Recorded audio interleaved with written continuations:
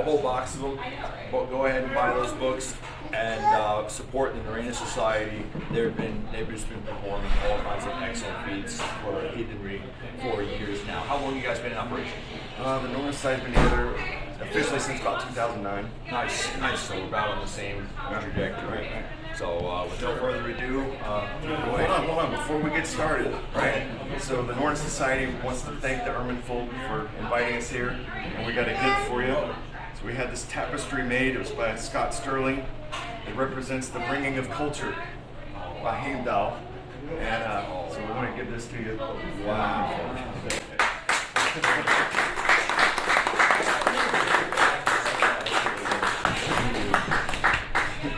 Absolutely. All right, so let's get started. So the thing is, as you know, I know probably a lot of people have heard of us and what we're doing, and the work that the Norena Society is bringing together. We've been doing this for a long time, and I want to make sure that everybody understands where we're coming from as an organization so that they can see the differences between what we do and what you see other people doing.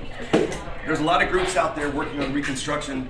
There's a lot of academics out there putting out books and things. And people come to us and they're like, well, why is the Norena Society coming up with all these different ideas? Why are these things that I've never seen before, I've never heard before? Well, the thing is that we've broken down academic schools of thought. We've shown people what that is, how people view the world, how they view heathenry.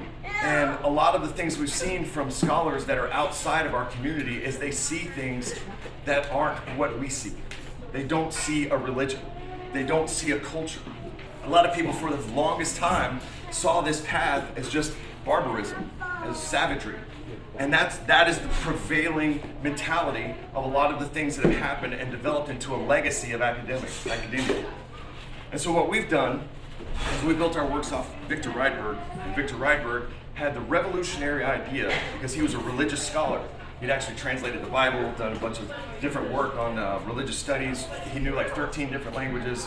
He studied religious texts. And when he was introduced and asked to look at the native religion of his people, he said, well, this is a religion.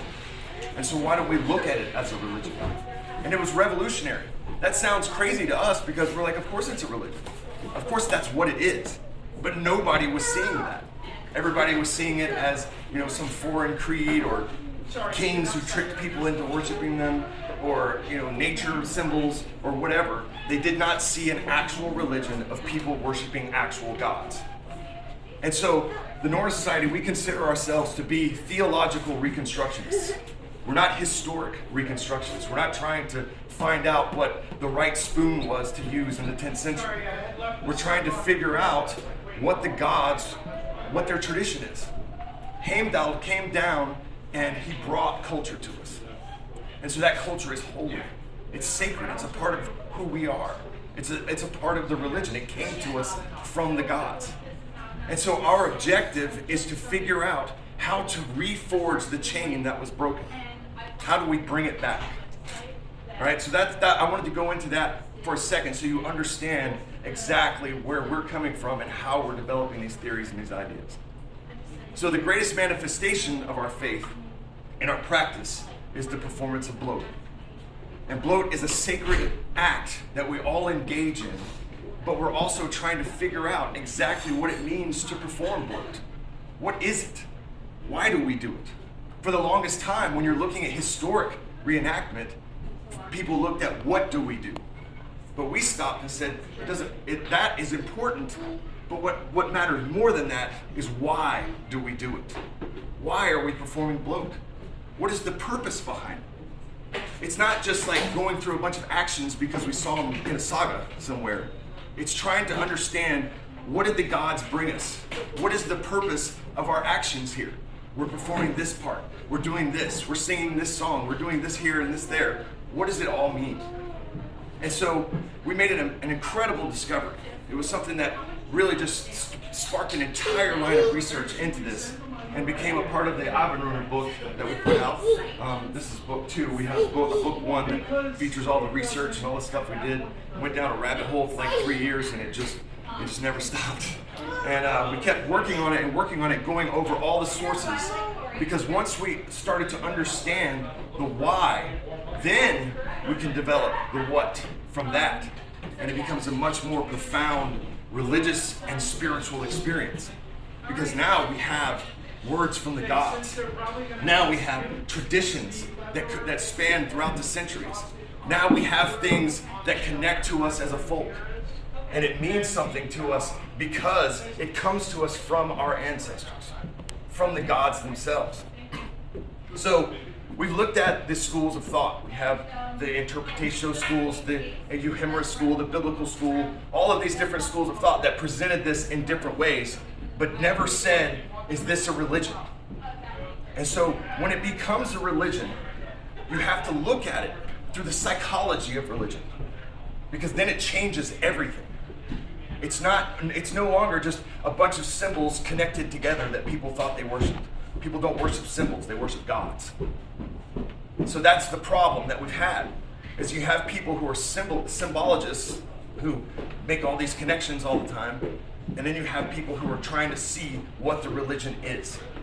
And so Ryberg goes into an entire thesis on this and shows how when you're looking at it as a religion, the psychology comes into play and you start to seek and understand that cohesion is necessary. Otherwise, it's nothing, right? If you don't have some sort of search for cohesion and order in the religion, there is no religion. It's just chaos. It's just whatever you want it to be. And so when we're looking at the psychology of religion, the desire for hierarchy, looking at the connection of everything, then once you start seeing this, you start seeing the connection to lore and the stories, to bloat. And of course they would be interconnected.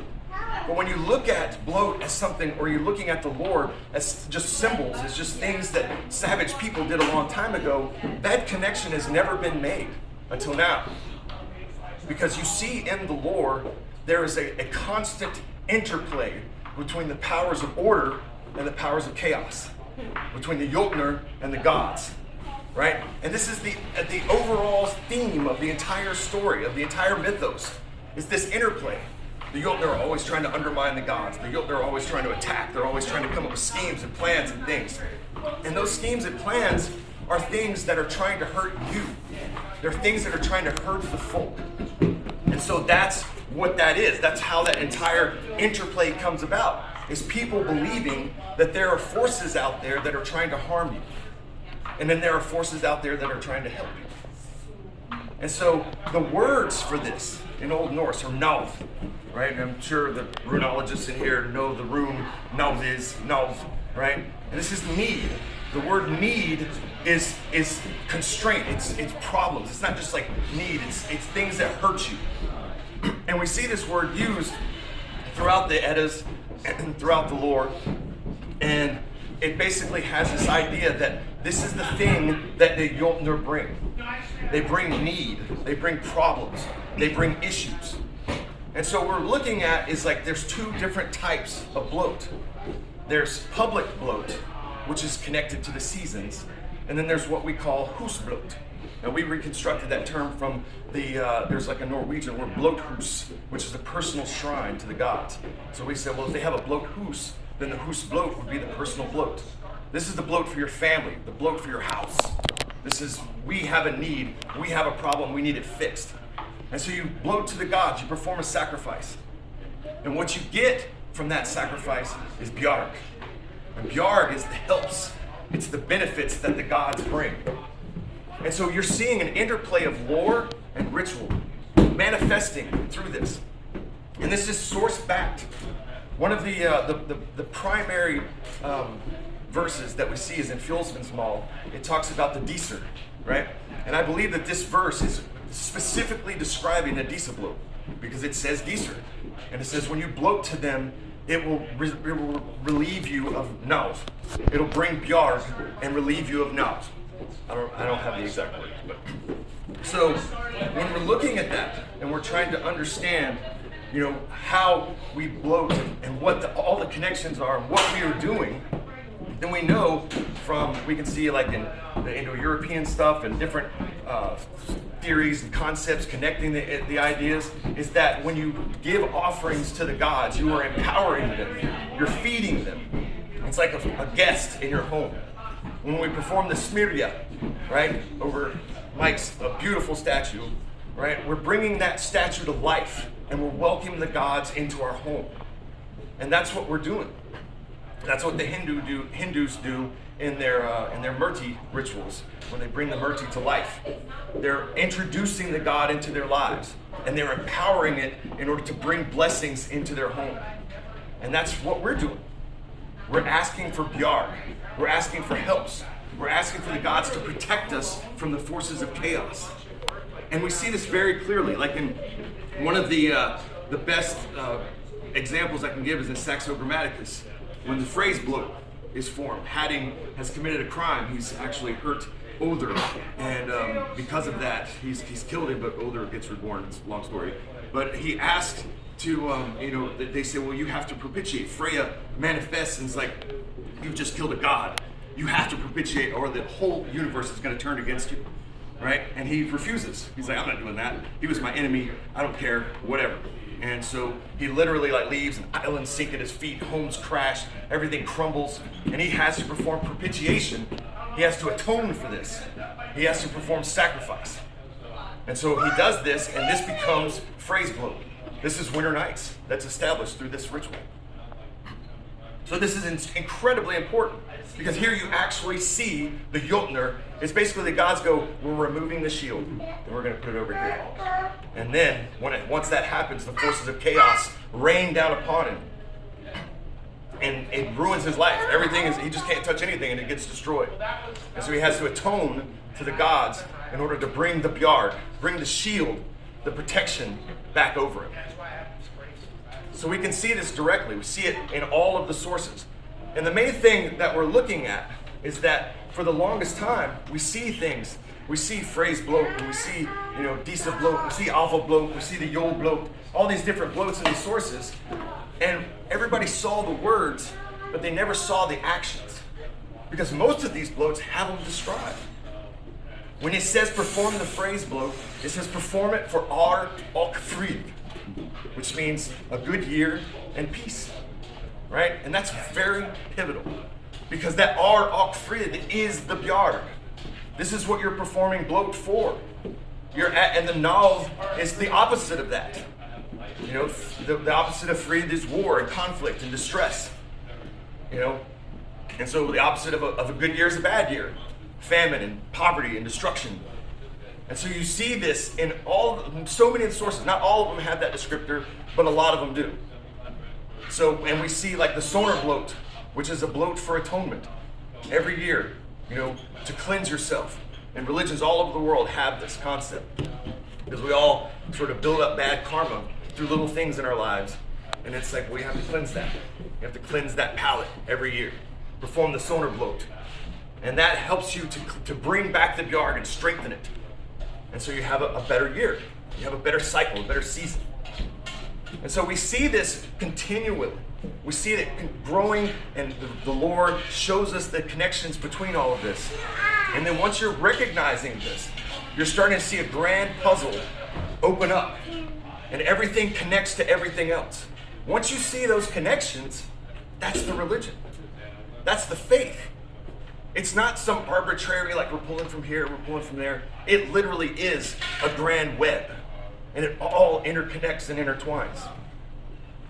And so when we're building the research and we're looking at how do we do this, why do we do this, what's the philosophy of this, we're going to be standing on the shoulders of titans, of the great philosophers of the world.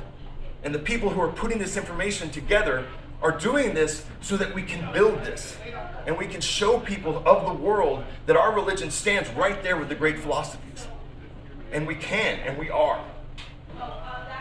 So we have, a lot of times people have looked at us, and we had a large debate, a very large debate with some groups concerning the calendar, right? And so the calendar is something that's very precise. It was a mathematical equation that people use to understand the movements of the year. And then the culture gets put over that. So you always have to look at the math first.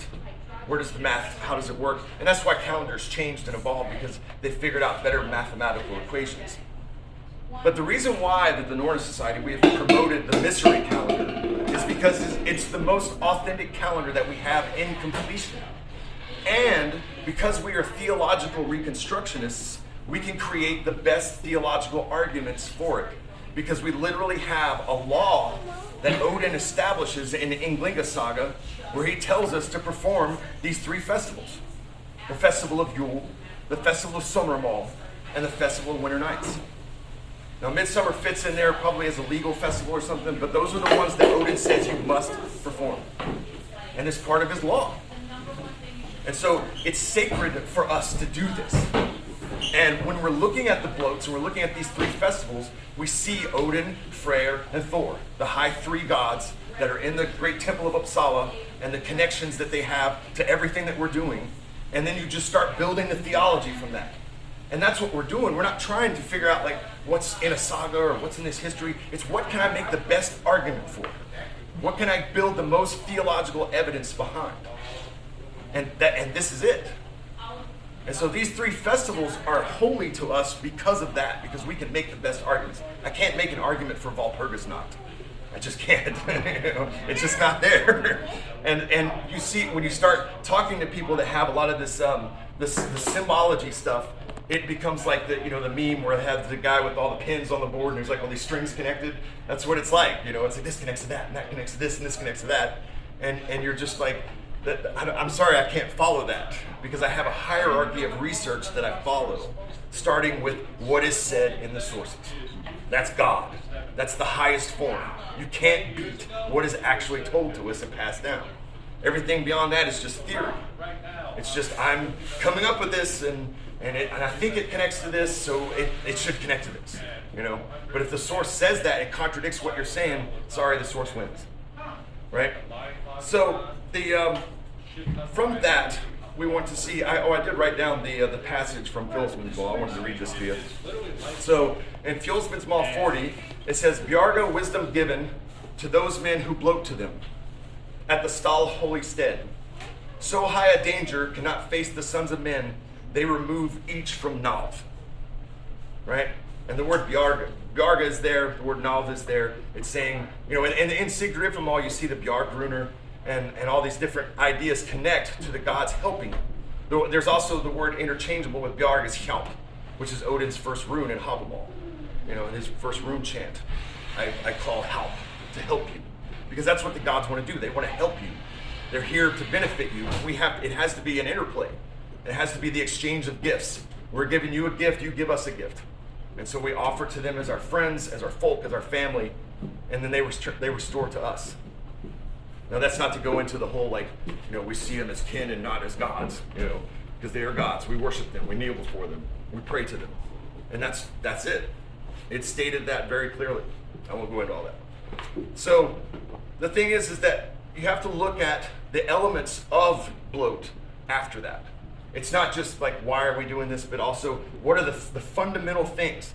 And I tell people when I'm describing this that I'm not trying to say that you're bad or you're doing it wrong or anything like that. It's like I'm trying to explain to you like I would be if you were trying to drive a car. Okay? If you're trying to drive a car, you're going to sit in the seat, you're going to put your hands on the steering wheel, you're going to put it in drive, you're going to move forward, stay between the lines. You're not going to, throw the rear view mirror out the window and move your seat out and jump in the back and all that stuff. That's not how you drive a car, right? So that's all I'm saying when I'm describing this, is that I'm trying to explain the fundamentals of what it means to do this in order to perform the action as it's laid out by the ancestral customs. And the 3 most important elements of this are invocation and prayer. You have to call the gods. You have to ask them to come witness, right? The next is the sacrifice and request. You're going to offer, give your gift, and then ask for the gift in return. And the third element that a lot of people kind of have glossed over for a long time is divination. Because divination is a part of bloat. Because you have to get an answer. You're performing these actions and you're asking the gods to do this stuff, and you're like, how do you know if they said yes? And we see that in the lore, like many sources. They're performing a bloat, they perform a sacrifice, and they're like, did you say yes or not? We don't know. And if they say no, and it's something super important, then you keep offering and make bigger offerings. Sometimes they would end up giving out whole herds of cattle because they need to stop a war from happening.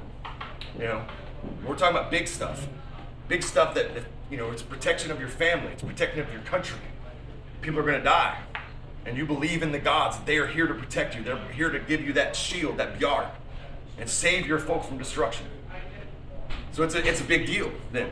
It's like, oh, it's not just like I'm going to give a little bottle of wine or something. It's okay. Here's all my cattle. I can't let my family be murdered.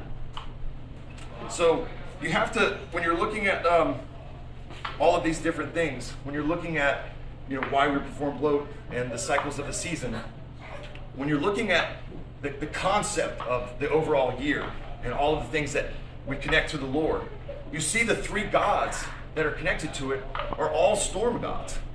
They're all connected some way or another to an aspect of storms. And which is perfect because we're looking at the cycle of the year. We're literally talking about weather. And so you have Odin, the god of the wind, and Freyr, the god of the sun, and Thor, the god of the thunder. And they rule the season. And so for the longest time, we all thought that bloat was like this devotional act, but it's not. It's not an act of devotion. It's an act of asking the gods to take part in a specific thing. And when I say devotion, obviously there's devotion involved. But what I'm saying is that it's more specific than that. It's not just a general, we just love the gods. They're so great. No, it's literally like this is happening and we need this to take place. So we're doing this function for this, right? And we call upon the three high gods of the weather, of the storms, of the rain, the sun, so that they can move the cycle along, move the seasons along. And so that's why, when we see the many bloats that happen, and people have all these different bloats that they've created over the years and all that, it's just a general devotion to the gods, which is fine. We need to be devoted to the gods. But we also need to understand our place in this cycle and how it conveys throughout the year and what our place is in that. And then the other bloats that are devotional, where it's personal bjard you need for your family, that's what you're performing at your home, your husbloat. My family, man, I need, my business, I need it to get moving. I need to get this done. And please, I need your protection. I need your help. Here's an offering. I ask for your bjard in return. So this is how it all comes about. And this becomes our fundamental principle behind the performance of ritual itself. And that connection to everything that we're doing, when we're looking at this, we understand that each bloat is a part of this cycle. And so there's 3 festivals, or Veslas. What we're doing right now is Vesla. This is a festival. It's broken into 3 parts. You have the actual, the lake, which is the game time, the social, everybody coming together and drinking and partying and singing karaoke and playing games and all that stuff, right? That's lake. It's the game time. And then you have Wraith. Wraith is the procession. It's the time when we travel with the gods. When you hear the Nurthus procession and the Phrase procession and the stuff in the Lord. And so those processions take place, and that becomes the transition from the frivolity of the lake, the fun of the game time, into the solemnity of the bloat.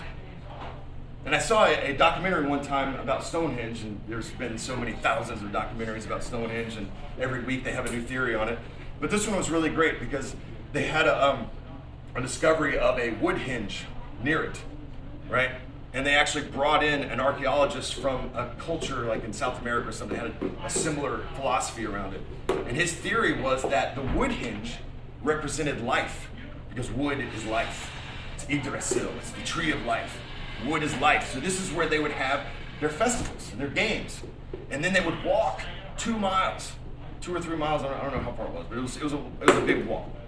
And they would walk down the river, and they would go to Stonehenge where they would perform the rite. And he said the stones are death. This is the realm of the dead. This is where you speak to the gods. And that's what the stones mean. We see gravestones, we see rune stones, memorial stones, and all that stuff. And so that's what they were doing. They were transitioning from the frivolity of life and the games into the solemnity of death and connection to the gods. So when we have that, and we're looking at the Veslas, we have the 3 I mentioned before, the Winter Nights, Yule, and Sommermal, right? Each festival has 3 bloats connected to it. We see that each one is 3 nights long. That's specifically stated in the sources. The model for this that we've built upon is winter nights because it's most specifically connected to 3 bloats.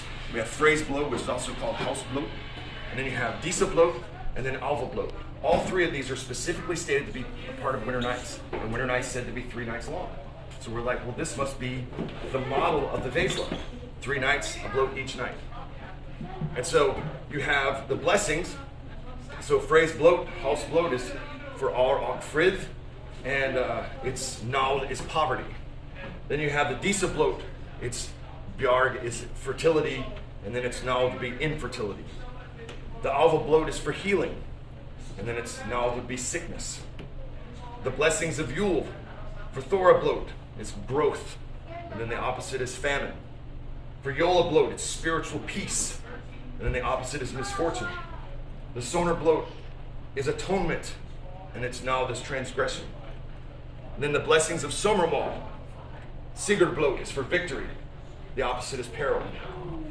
Goa bloat is for martial peace, and its opposite is war. And then Gevjonar bloat is for revelation, and its now is concealment. Now all of these things are specifically stated in one way or another, like this is what they are doing. This is what is actually told us in the lore, and all of these bloats that I just read you are the only ones that are mentioned in any source. Anything else has been made up in the modern era. So we went through every single source and we chronicled all of them. And what do they say? What are they doing? How are they performing this? What are they asking? And so this becomes, a concept that we're building upon so that we can have a reconstruction that is as close to the source material as possible. And so that as we're moving into the future and we're building these rituals and these ceremonies, we are reforging that chain from ancient times and connecting us to our people once again and taking back what is ours. Because this is our folk. This is our heritage. And so we have to ask ourselves, are we standing in the way of our own heritage? Because somebody wrote some books in the 70s, or somebody did this, and they had this pamphlet and I really liked it. Because I have to do that, right? I know that some people think that the Nordic Society, we can be really critical of people.